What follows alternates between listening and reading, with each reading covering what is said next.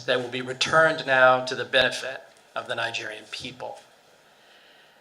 This agreement, I think, marks a significant milestone, as the minister said, in the ongoing collaboration between our two governments in combating corruption, upholding the rule of law, and recovering stolen funds from the Nigerian people so they can be returned to the benefit of the Nigerian people.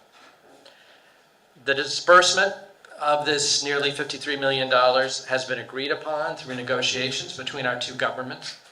And as we heard, $50 million will be used through the World Bank to expand the electric grid in Nigeria through an existing World Bank program, to expand electrical, renewable energy through electricity in rural areas of Nigeria.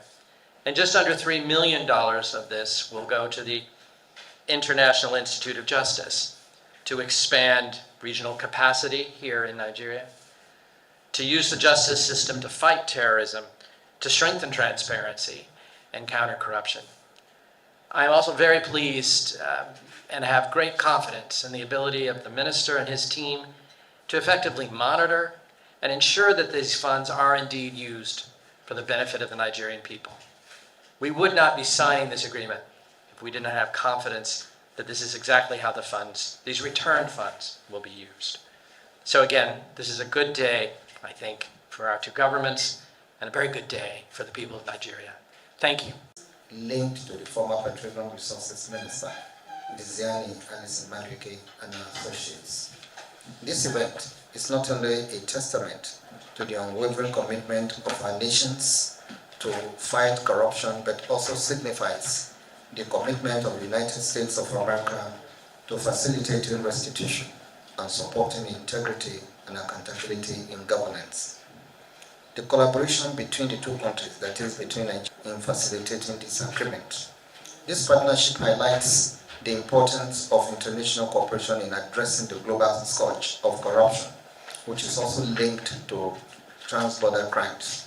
It underscores the obligations and commitments of enshrined in the United Nations Convention Against Corruption, UNCAC, and the Proceeds of Crime Recovery and Management Act, otherwise known as POCA, which guide our collective efforts to ensure that stolen assets are returned and used for the benefit of our citizens. The asset return agreement being executed today also ensures that the returned assets are applied directly to developmental projects. As agreed, to partly fund the rural electrification project to increase the reliability and availability of renewable energy in Nigeria. While the balance of $2.8896 will be disbursed as a grant by Nigeria to the International Institute for Justice, IIJ, to support the rule of law and counter-terrorism projects through counter-terrorism capacity building for criminal justice sector practitioners in the East, West, and North Africa. The project will no doubt contribute in no small measure to creating the enabling environment for socio-economic growth and development. Measures have also been put in place to ensure that the repatriated funds are not only disbursed, but also utilized transparently and accountably by the World Bank and IIJ, with periodic reports to be forwarded to Nigeria and the United States on the implementation of the projects. The robust framework will guarantee that the funds are effectively used for the full benefit of the Nigerian people in line with UNCAC and Global Forum on Asset Recovery, Govt principles.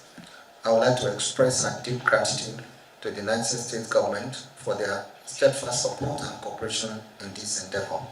Your commitment to justice and rule of law has been instrumental in making this agreement a reality. However, I implore you to continue to demonstrate the usual cooperation and understanding in other pending cases of repatriation, so that the agreements in relation thereto can be concluded as soon as possible, as Nigeria is in their need of these funds.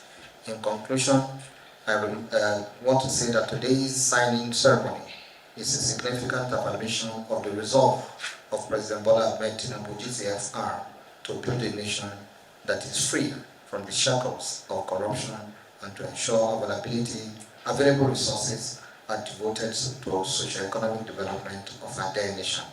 It is a clear call to all stakeholders, both domestic and international, to continue working together to uphold the principles of integrity, transparency, and accountability. I want to thank you for listening to